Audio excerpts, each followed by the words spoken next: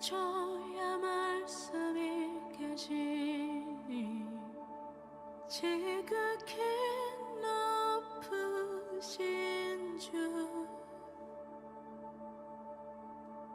만물의 감추인 주 영광 예수 나타내셨네 그 이름 아름답도다 그 이름 아름답도다 나의 왕 예수 그리스도 그 이름 아름답도다 비교할 수 없네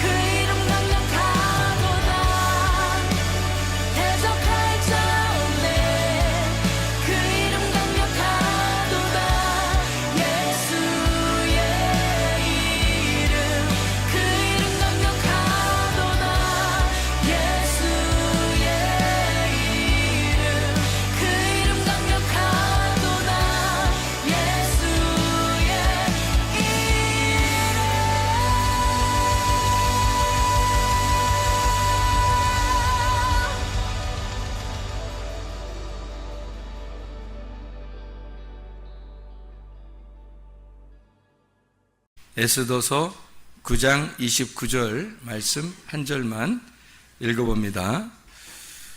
아비하일의 딸 왕후 에스더와 유다인 모르드게가 전권으로 글을 쓰고 불임에 대한 이 둘째 편지를 굳게 지키게 하되, 이렇게 되어 있습니다.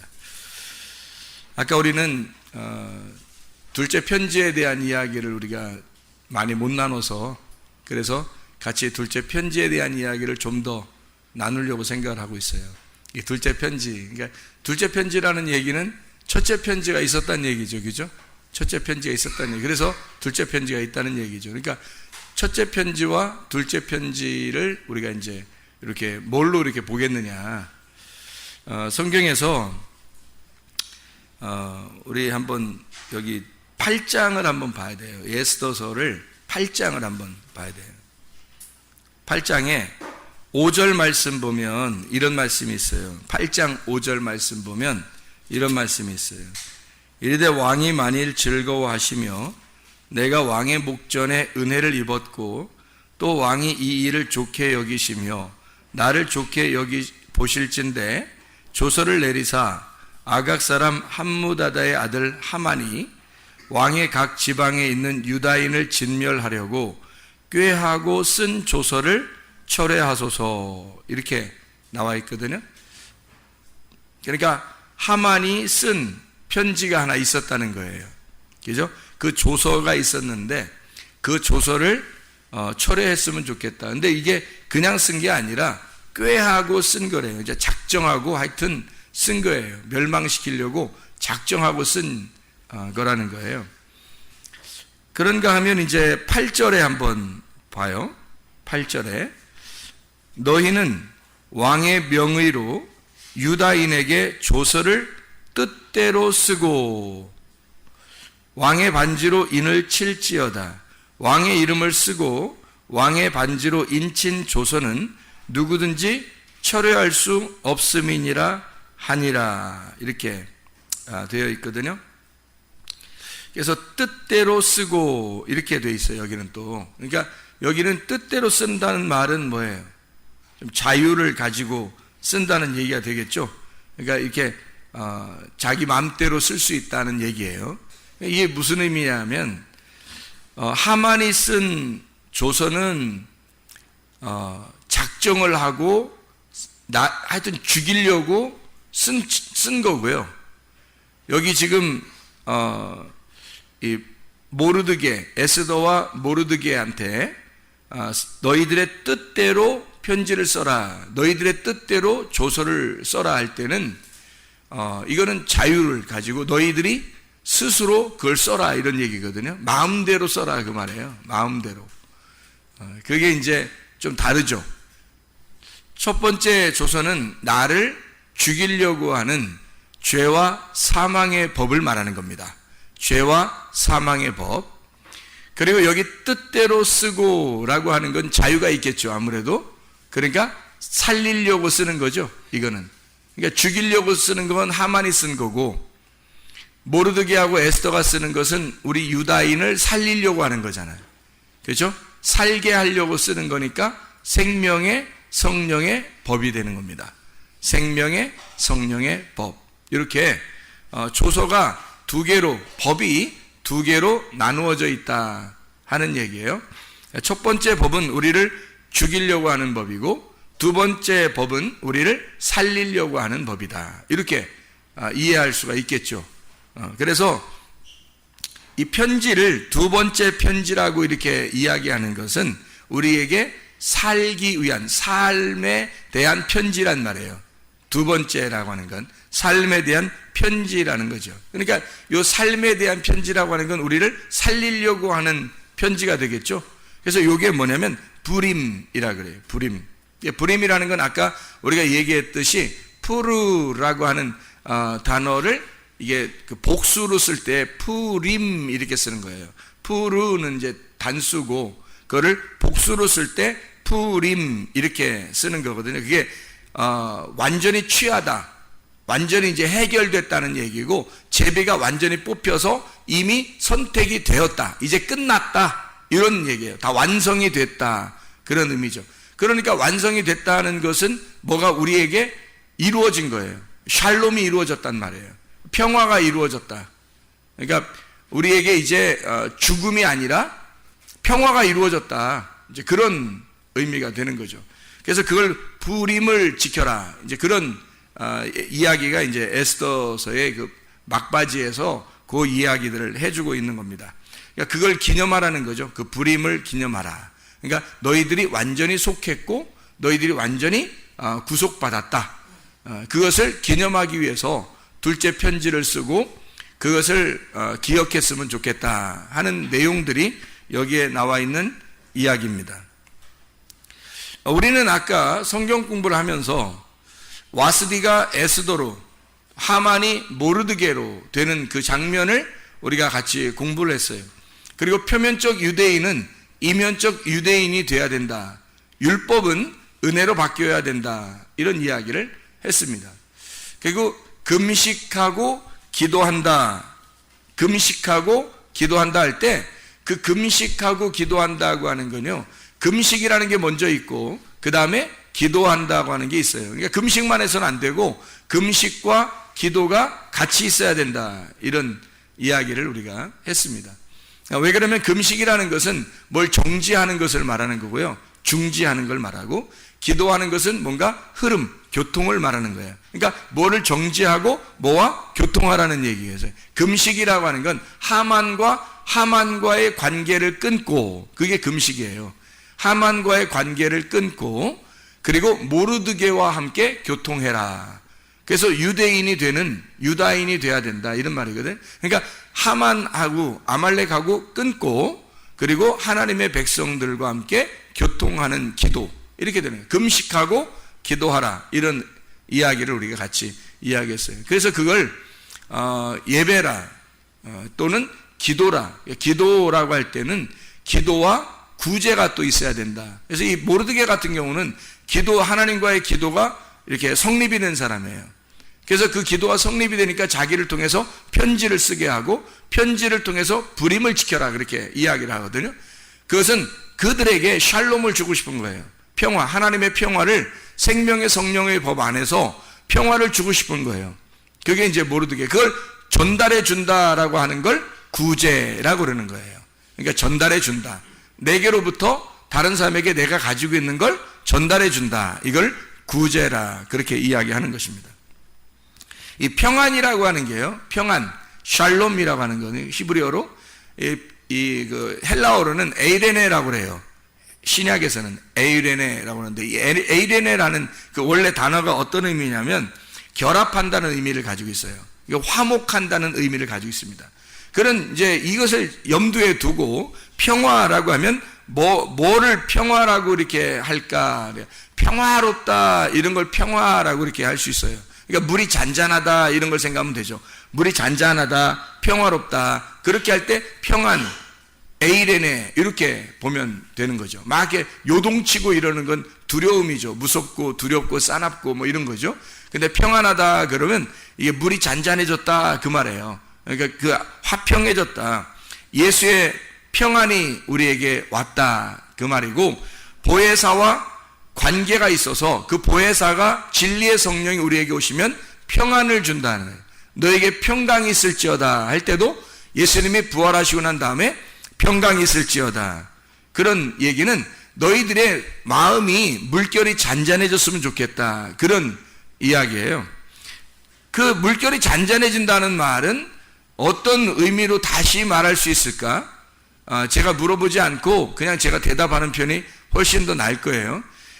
물결이 잔잔해졌다 이런 의미는 속에 이렇게 뭐가 요동치는 게 없이 평안해졌다 그런 말이잖아요. 그러니까 이제 속에서 뭐가 안 일어나는 거냐면 서로 싸우는 게 없다는 얘기예요. 그죠? 전쟁이 없단 말이야. 내 속에서 전쟁이 사라졌다. 이걸 평안이라 그러는 거예요.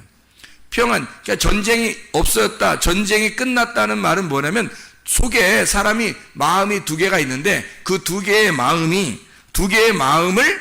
이렇게 두 개의 마음이 있으면 이렇게 막 싸우거든요. 두 개의 마음이 하나로 평정을 이루었단 말이에요.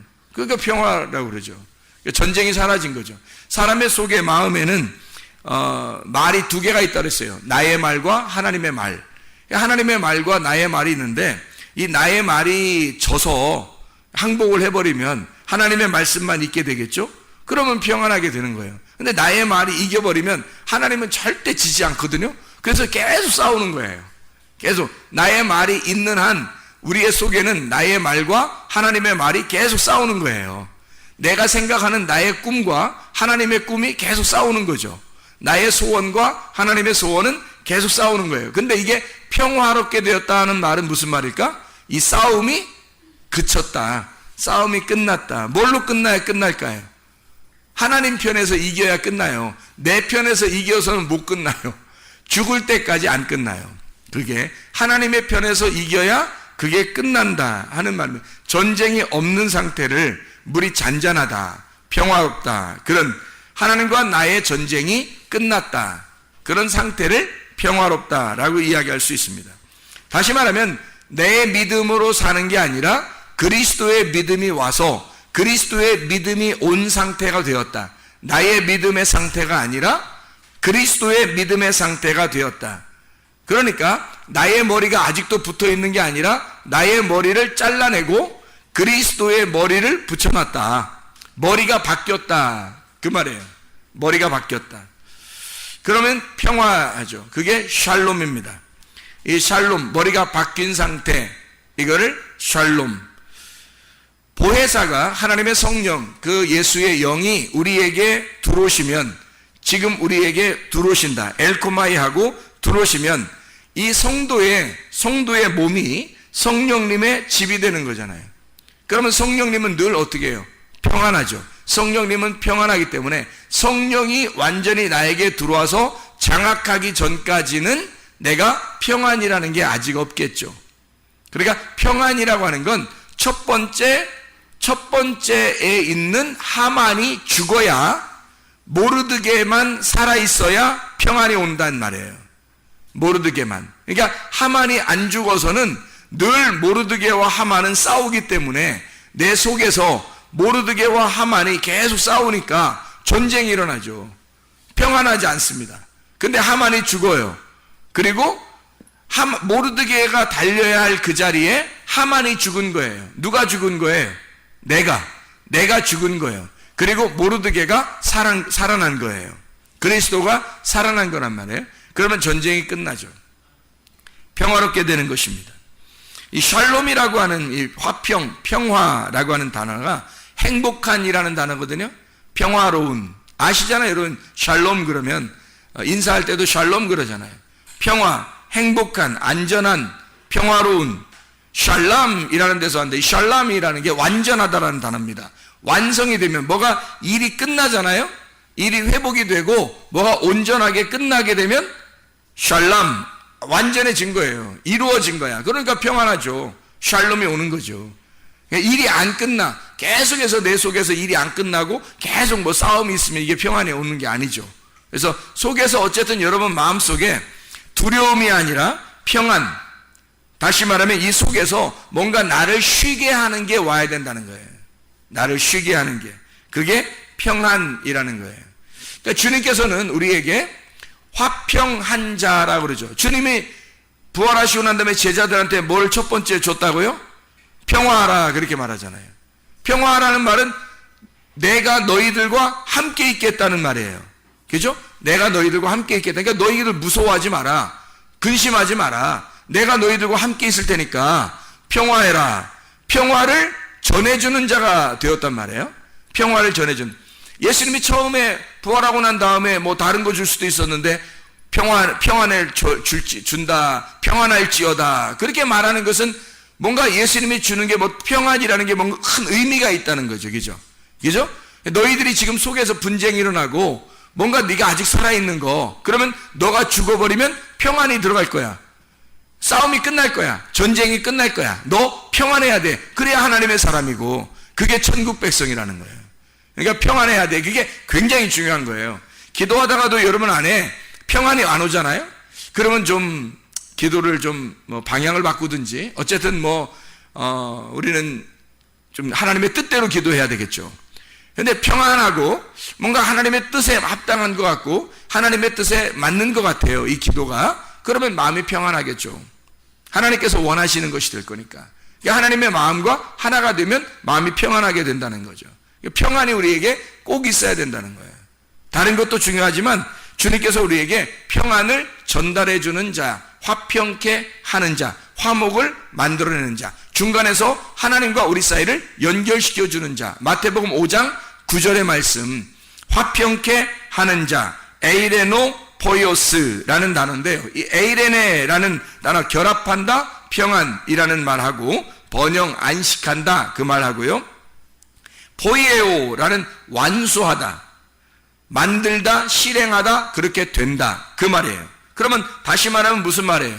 평화가 결합이 되었다라는 말이에요. 결합이 된다, 결합이 된 자라는 말이죠. 그러니까 하나가 된 자, 평안한 자, 화평케 하는 자라고 하는 건 하나를 만드는 자, 무슨 존재가 된 자, 평안이라는 존재가 된 자라는 말이에요. 한마디로 말하면 솔로몬이 되었다 이 말이에요. 솔로몬이 되었다. 다윗은 늘 전쟁했죠. 그래서 십자가 예수라고 그래요. 그러니까 성전을 세울 수가 없습니다. 다윗의 아들 솔로몬은 이름 자체가 솔로몬이에요. 존재가 솔로몬이라는 거죠.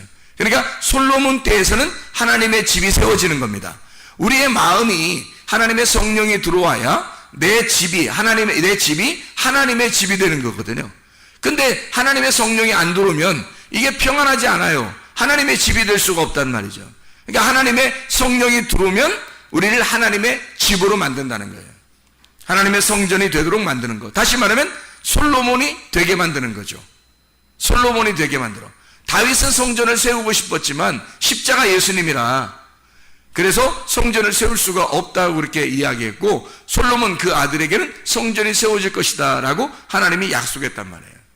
그 말은 진정한 평안이 네 속에 올 때 하나님의 집이 이루어질 것이고, 솔로몬이라는 존재가 될 때 그때 하나님의 집, 하나님의 성전이 될 것이다 라고 하는 것을 이야기하는 거죠. 화평이라고 하는 거, 에베소서 2장 한번 보면 에베소서 2장 13절에 에베소 2장 13절에 이런 말씀이 있어요.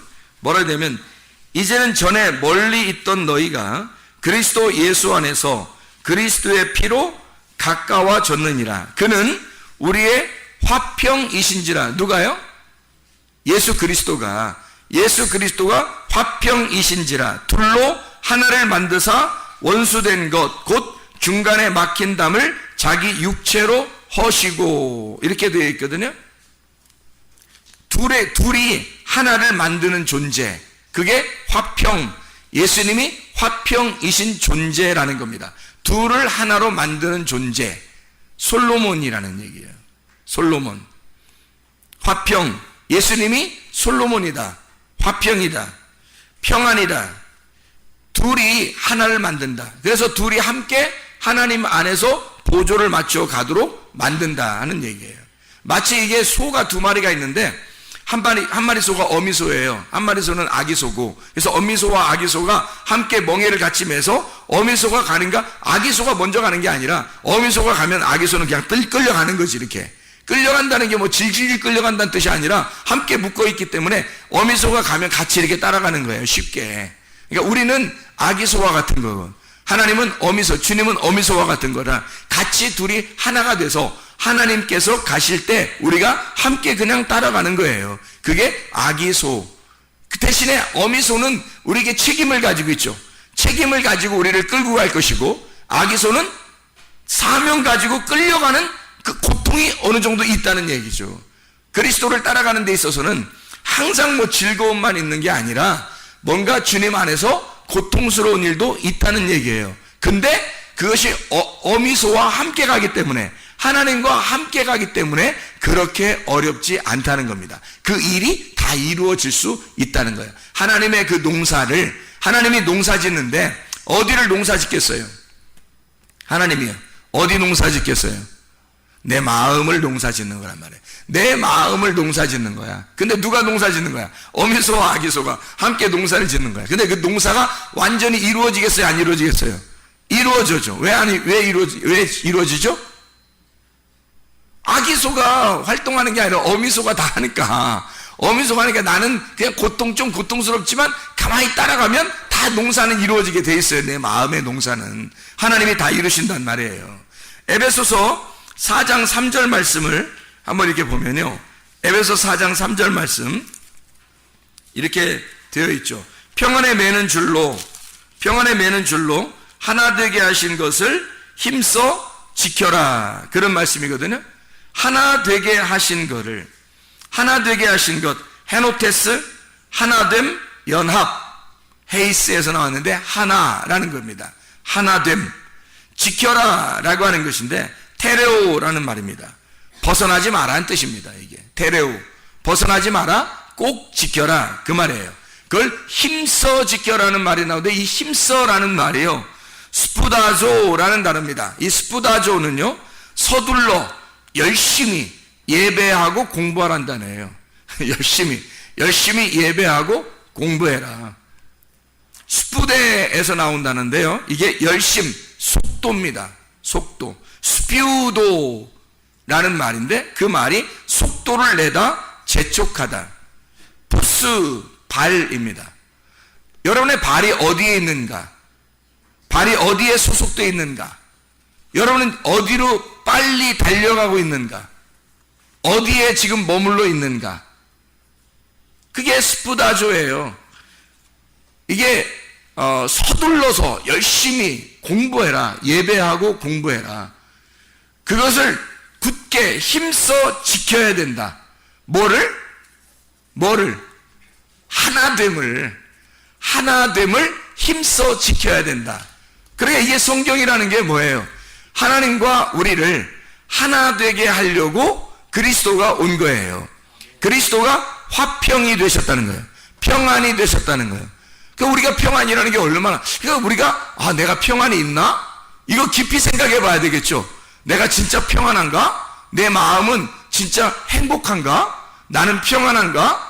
이게 하나님하고 나하고 이렇게 하나가 되게 하려고, 그러면 평안하다는 거예요. 그러면 샬롬, 솔로몬이 온다는 거예요. 솔로몬이 된다는 얘기야. 근데 그걸 누가 만드냐면 예수님이 가운데서 샌드위치처럼 가운데 잼이 되셔서 하나님과 나를 붙여놓는 거예요. 이렇게. 그래서 맛있는 빵을 만들어낸다는 거죠. 그렇게 주님이 화평이 되신지라 우리 둘을 하나로 만들려고. 그러니까 그 하나됨을 힘써 너희들 부지런하게 말씀을 공부하고 예배에서 부지런하게. 그 스푸다조가요, 스피드가 거기서 나온 거예요. 사람들이 스피드 해야 된다 그런 말 하잖아요. 스피드가 빨리 뭘 이렇게 속도가 나야 된다. 하여튼 빨리빨리 하자. 우리 한국 사람들 하여튼 빨리빨리 하자 이런 거 유명하잖아요. 이게 신앙생활에서는 진짜 빨리빨리 해야 됩니다. 신앙생활에서 가다가요 멈추잖아요? 그럼 넘어져요. 가다가 서 있는 자, 정지된 사람은 넘어진 거예요. 그게. 왜냐면 예수님은 계속 앞으로 가고 있는 거거든요. 근데 우리가 딱 정지해 있으면 넘어진 거죠. 함께 계속 앞으로 전진해 나가야 그게 양이라는 거예요. 한 걸음이라도 앞으로 나가야 되는 것입니다. 그렇게 보조를 맞추어 예수님의 그 전진하는 그 예수님 앞에 같이 나가야 되니까 반드시 스피드가 있어야 되는 거예요. 그게. 그래서 힘써 그걸 지켜라. 어떻게? 하나됨을. 이건 반드시 네 보조, 발을 반드시 지켜내야 된다는 거예요. 기독교인이 된다는 것은 게을러서는 절대 안 됩니다. 게으르면 힘들어요. 기독교인이 된다는 건 부지런해야 되는 겁니다. 새벽도 부지런해야 되죠. 저녁에도 부지런해야 돼요. 늘 부지런해야 된단 말이에요. 그게 기본이에요. 부지런한 믿음이 있어야 된다는 겁니다. 부지런한 믿음. 그냥 게으른 믿음은 버텨낼 수가 없어요. 그러다가 너무 힘들어서 딱 정지했는데 예수님은 잘 가 있어요. 그럼 여기는 벌써 넘어져 있는 거죠. 예수님은 계속 앞으로 가고 있으니까. 우리가 힘들어 좀 쉬었다면 그냥 우리는 정지에 넘어져 있는 상태란 말이에요. 그게. 그러니까 믿음이라고 하는 게, 믿음이 뭐냐 이거야. 믿음이 뭔 것 같아요. 믿음이 의리예요. 의리. 언약을 끝까지 끝까지 지켜내는 거, 그걸 믿음이라, 피스티스라고 그러거든요. 피스티오. 근데 이 믿음이라고 하는 건 한번 우리가 풀어서 잘 한번 생각해 봅시다. 믿음이라고 하는 건 예수를 찾아낸 거, 이게 믿음입니다. 예수를 찾아낸 게 믿음이에요. 그러면 예수를 찾아내지 못했단 말은 믿음이 없다는 말이죠. 믿음이 예수니까 예수라는 그 믿음을 내가 찾아내면 그게 믿음 있는 거예요. 근데 못 찾아내면, 자, 밭에 보화가 있는데 보화를 찾아내면 보화를 발견한 사람이 된 거고, 믿음이 있는 사람이고, 믿음이 그 속에 숨겨 있는데 그거를 발견해낸 거고, 보화를 발견하지 못하면 그 밭만 쳐다보고 있으면 믿음이 없는 거예요. 예수를 발견 못했거든요. 찾아내지 못했단 말이에요. 보화를 발견하지 못했단 말이에요. 믿음이 있는가? 믿음은 예수를 찾아낸 거예요. 찾아내니까 어떻게 돼요? 예수를 알게 되겠죠. 예수를 아는 게 믿음이에요. 그러니까 예수를 그냥 아는 게 아니라 몸과 마음으로 알아야 되는 거예요. 예수를 안다는 건 누구를 안다는 거예요? 그 아버지 하나님을 안다는 얘기입니다. 예수를 발견했다는 말은 예수가 하늘에서 이 땅에 오셨기 때문에 그 예수를 발견했다는 말은 하나님을 알게 됐다는 말이에요. 예수가 하나님을 알려주려고 온 거잖아요. 하나님을 알려주려고, 하나됨을 알려주려고 왔단 말이에요. 그러니까 우리는 예수를 안다는 것은 하나님을 비로소 알게 되었다라는 말이 되겠죠. 믿음이라는 거, 믿음을 잘 이해해야 되겠습니다. 하나님을 안다는 거, 이것은 뭘 안다는 거예요? 성경을 안다는 거죠. 성경을 알게 되었다. 드디어 우리가 이 성경이라는 걸 알게 되었다. 자, 머리로 이 성경을 이렇게 본문을 이렇게 알게 된 사람이 있어요. 성경을 보다 보면, 그죠? 그리고 설교를 들을 때 머리로 이해가 된다, 뭐 이런 사람이 있어요. 머리로는 참 이해가 된다. 아니 뭐 자세히 설명해 주는데 머리로도 이해가 안 되면 뭐 어떻게 되겠어요? 머리로는 이해가 된다 이거예요. 그렇게 머리로 이해가 되는 걸 뭐라고 그러냐면 표면적 유대인이라 그러는 거예요. 표면적 유대인, 겉으로 깨닫게 됐다는 말이에요. 이 속에는 내용을 아직 발견하지 못했다는 말이죠. 그래서 마음으로 하나님의 말씀의 뜻을 알게 된 거, 이걸 뭐라고 그러냐면 이면적 유대인이라 그래요. 진짜 유대인을 말하는 거예요. 표면적 유대인은 이방인과 같은 거예요. 껍데기죠. 이방인과 같아서 그걸 하만이라고 하는 거예요. 모르드게는 이면적 유대인이라 그래요. 모르드게가 저기 성경에 써 있잖아요. 칠판에도 써 있죠. 그죠? 모르드게가 이면적 유대인이란 말이에요. 표면적 유대인이 하만이라고요. 근데 그 이방인이란 말이에요. 그죠? 아말렉. 그게 나라고요. 그러니까 나라는 것이 표면적이란 말이에요.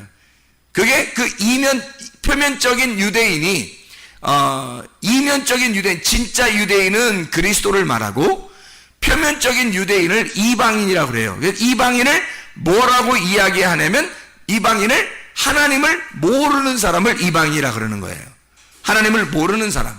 그럼 하나님 모르는데 세욕을 따른데 또 세욕, 욕정이 강하다 이 말이에요. 정욕적이라 이거예요. 음란하다. 여러분이 이 세상 이렇게 볼 때 사람들이 막 음란한 사람들이 많이 있어요, 없어요? 많죠? 음란한 사람들이 많아요. 혼자 있을 때도 음란하고 사람들과 함께 있을 때도 음란하고 막 음란해요. 이 세상이 그런 음란한 세상에서 음란한 세상을 이렇게 보여주는 게 그 뭐겠어요? 그 사람들이 보여주는 거예요. 이방인이 뭐라는 걸 보여주는 거예요. 그 사람들이 표면적 유대인이 뭐다라고 하는 걸 보여주는 거거든요. 그게 그 음란 세욕이 뭐냐면요, 세욕, 제사를 열심히 드린다는 뜻이에요. 제사를 열심히 드린다는 단어입니다. 그 다시 말하면 열심히 예배한다, 그런 의미예요. 그게 이방인이라는 겁니다. 표면적 유대인이요. 표면적 유대인들은 열심히 하나님 앞에 예배하는 자들. 근데 하나님은 우리에게 뭘 하고 싶냐면, 하나님은 우리에게 너는 가만히 있어.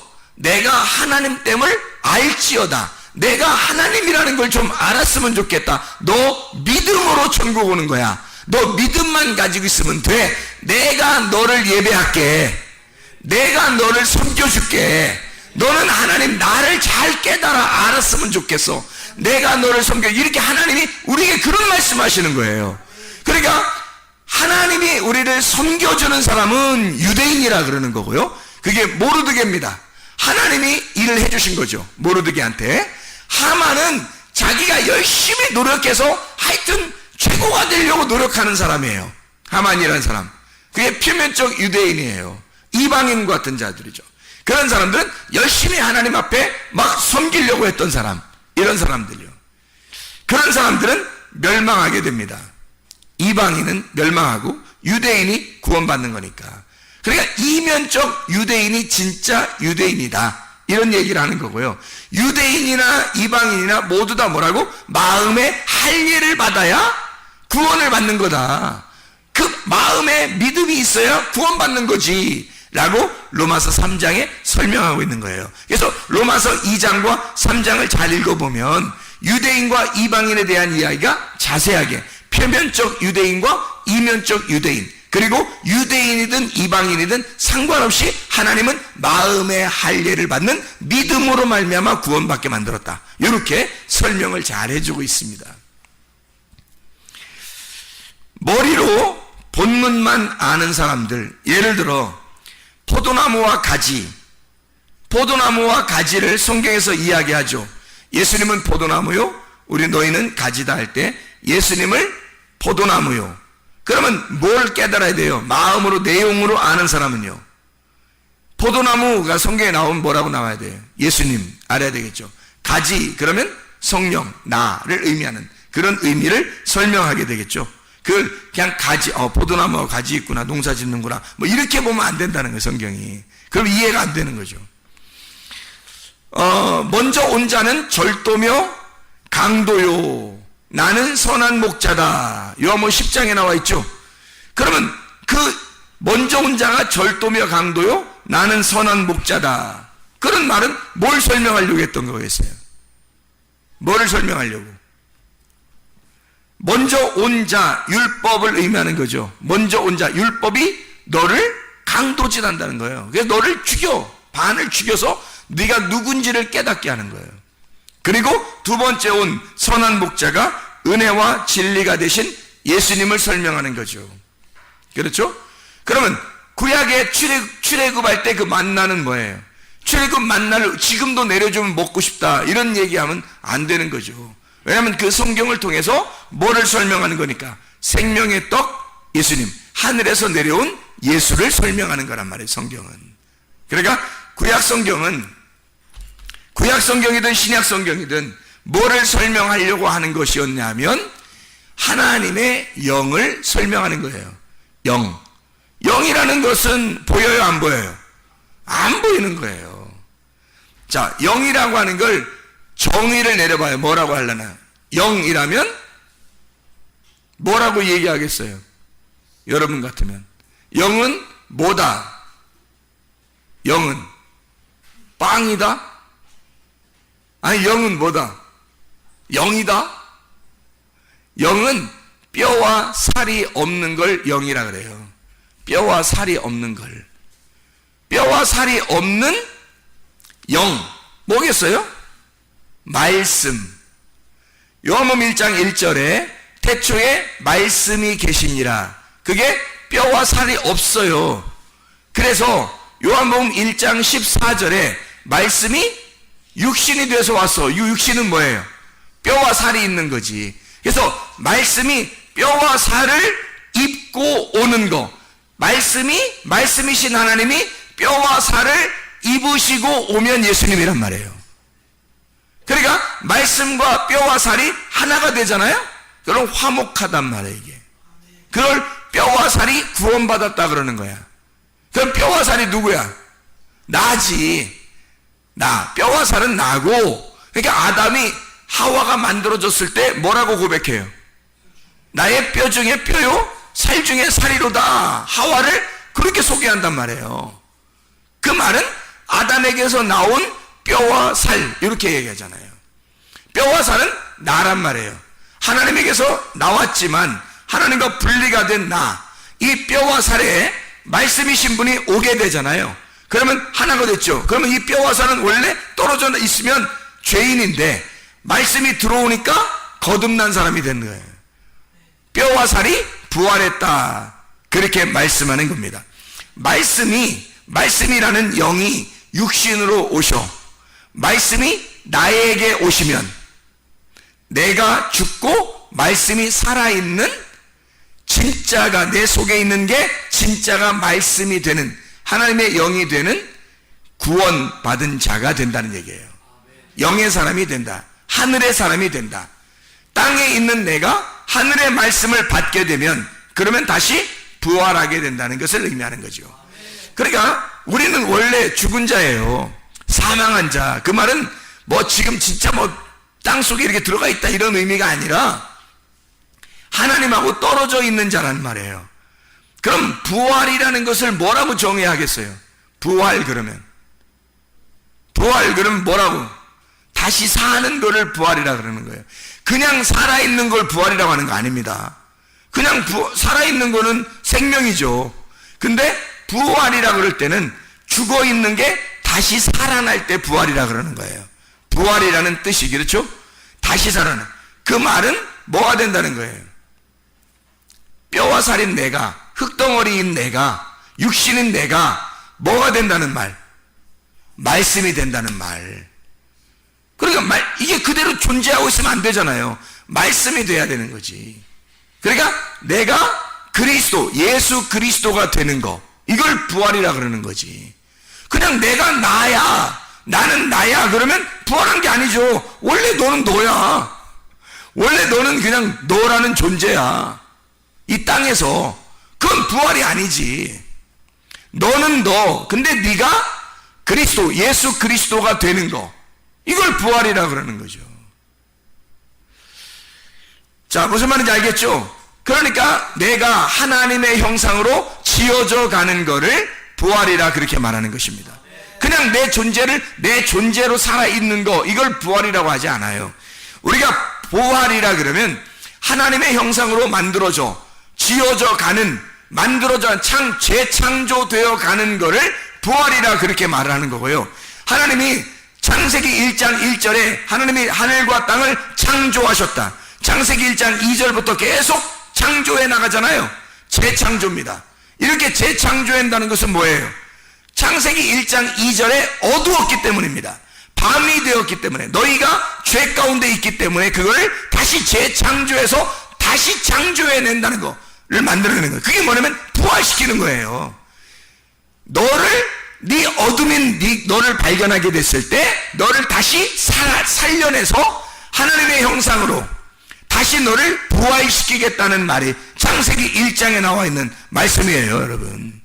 그러니까 성경은 우리가 땅에 있는 내가 하늘 보좌에, 하나님의 보좌에 앉게 되는 날까지 계속 하나님으로 만들어져 나가는 겁니다. 그게 지금 우리의 삶, 지금 이 땅의 삶이에요. 하나님의 형상으로 만들어져 나가는, 그게 주님의 재림이라고요. 그게.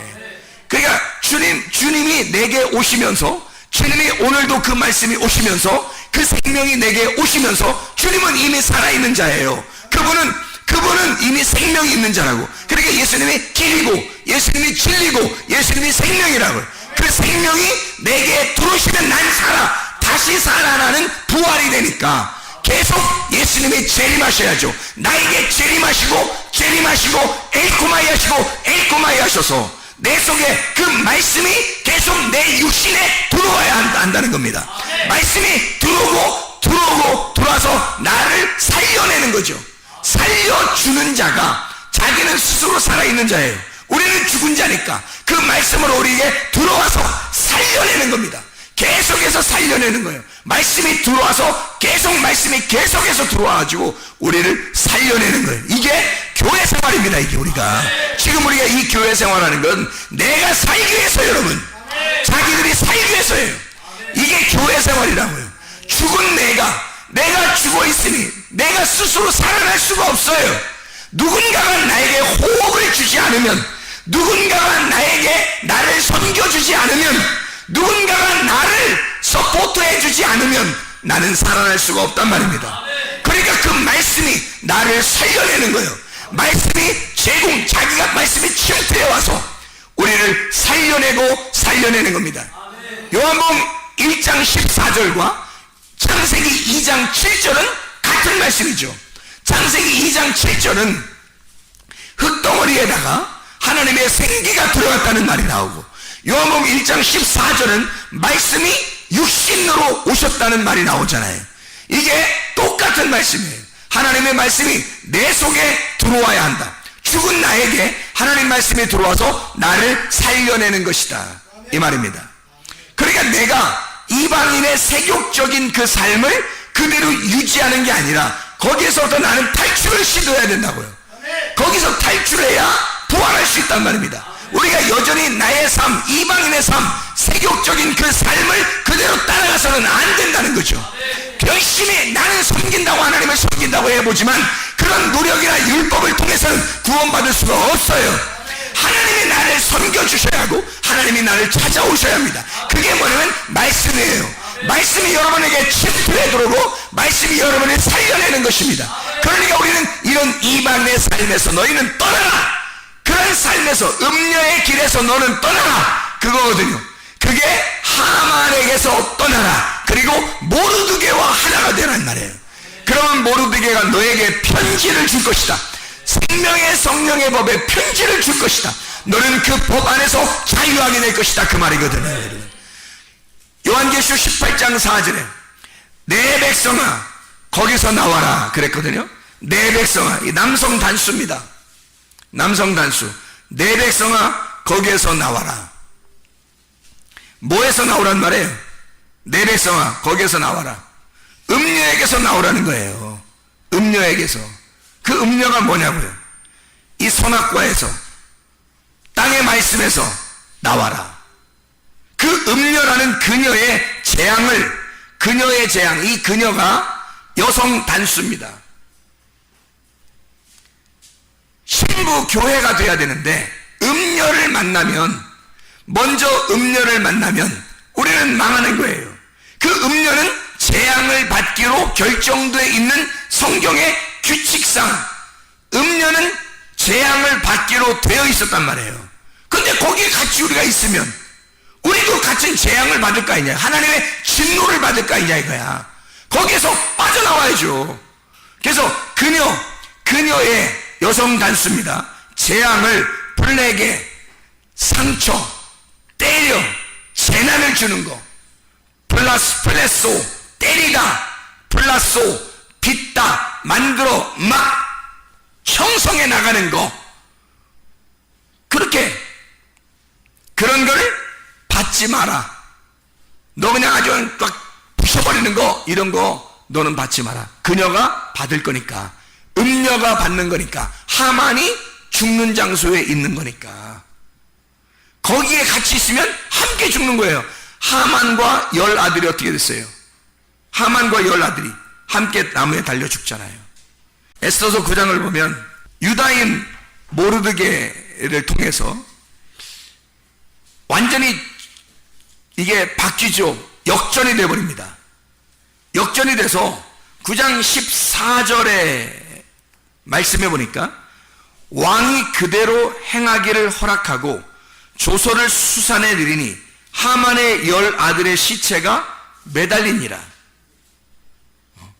자, 25절 에스더가 왕 앞에 나아감으로 말미암아 왕이 조서를 내려 하만이 유다인을 해하려던 악한 꾀를 그의 머리에 돌려보내어 하만과 그의 여러 아들을 나무에 달게 하였으므로 그걸 불임이라 그렇게 불렀단 말이에요.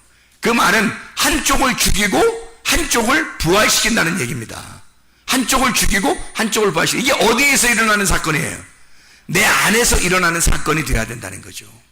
하나님이 그렇게 우리를 자, 그러면 한쪽을 죽여야 되는데 그 죽이는 게 성경이에요. 선택을 해야 돼. 한쪽은 죽이고 한쪽은 살리는 게 이게 하나님의 선택이에요. 근데 하나님의 선택에서, 자, 에서와 야곱이 있다고 해요.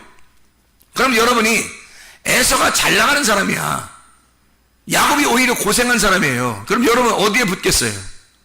야곱에 붙어야 되는 거예요. 둘째 아들 야곱에. 그래야 이스라엘의 축복을 받는 겁니다. 에서에게 붙었다가는 하나님의 선택에서 벗어나는 거예요. 그러니까 하나님이 선택, 제비를 뽑아가지고 하나님이 하나님의 사람을 선택하는 그게 불임절이에요. 하나님이 선택하는 자. 여러분, 하나님 선택하려면 한쪽을 죽이고 한쪽을 부활시켜야 되는 거 아니에요. 그쪽을 선택하는 하나님의 선택권이란 말이에요. 그러니까 우리는 죽는 쪽에 선택하지 말고 사는 쪽으로 선택을 해야 되겠죠. 그러니까 내 속에서 죽음에 있어 죽어가야 할 나를 너무 아쉬워하지 말란 말이에요. 부활해야 할 내가 있으니까, 부활해야 할 내가 살아나야 하니까 당연히 내가 죽어야 하죠. 나는 죽고 그리스도가 살아야 하니까 멸망받을 그 음녀의 자리에 네가 있지 말고 거기서 빠져나오라는 거예요. 벗어나라는 거야. 그래야 네가 살 것이라는 거예요. 음녀의 자리에서 벗어나오면 그리스도의 신부가 됩니다. 교회를 사랑한다고 하는 게요, 여러분, 굉장히 중요해요. 이 마지막 때는 교회가 되지 않으면 나 혼자 믿겠다는 얘기가 되는데, 나 혼자 예수 믿는다고, 나 혼자 예수 믿을게요, 나 믿어요, 예수는 잘 믿어요 라고 아무리 주장해도 그 사람은 예수 믿는 게 아니에요. 그 사람은 하나님을 제대로 아는 게 아닙니다. 그리스도를 제대로 알지 못했어요. 그게 교회를 몰랐단 말입니다. 왜? 나 홀로 그리스도인이 될 수가 없어요. 교회 성경은 내가 예수를 믿었다? 그럼 반드시 교회로 모이게 되어 있습니다. 이게 그리스도의 몸이기 때문에 그런 거예요. 진짜 믿음을 가진 자는 그리스도를 알게 됩니다. 그리스도를 아는 것이 믿음이에요. 그리스도를 알았다면 교회를 알았을 것이고, 교회가 그리스도의 몸이라고 하는 그리스도의 비밀이라는 걸 깨달았을 거란 말이에요. 그러면 교회에 모이는 것이 철저한 거죠. 그러니까 나를 죽이지 못하면, 내가 믿음이 아무리 있다고 해도 나라는 사람을 죽이지 못하면 그리스도의 몸에 섞이질 못하는 거예요. 가루가 안 된 거지. 나라는 사람을 죽여야, 가루를 내야 그리스도의 한 덩어리 가루들이 모여서 한 교회를, 하나의 빵을 형성하는 겁니다. 그래서 교회로 반드시 모이는 것은 겸손을 의미하는 거고요. 교회에 모이지 않고 믿음을 생활한다고 하는 사람들은 교만을 상징적으로 말씀하는 것입니다. 그건 반드시 교만해서 그런 거예요. 겸손하다면 와서 부딪히죠. 와서 부딪히고 깨지고 가루가 돼서 한 덩어리가 될 것입니다. 오직 그리스도의 영광을 위해서 살아갈 것입니다. 자기를 죽이려고 할 것입니다. 그리스도만 부활시키려고 할 것입니다. 날마다 엘코마에 하신 그 주님이, 하나님의 성령이 여러분에게 날마다 오늘도 말씀으로 오셔서 여러분 자신을 죽이고 그리스도 예수를 부활시키기를 바랍니다. 기도하겠습니다. 우리 하나님 아버지, 사랑과 은혜를 감사를 드립니다. 아버지 하나님, 우리의 속에 하만이라고 하는 것을 죽이고 모르드게를 부활시켜서 그리스도 예수 안에 교회로 함께 모이고 교회를 사랑하고 교회 안에서 주를 위해 살다가 주님 만나는 귀한 은혜가 있게 도와주시옵소서. 예수 그리스도 존귀하신 이름 받도록 기도드렸사옵나이다. 아멘.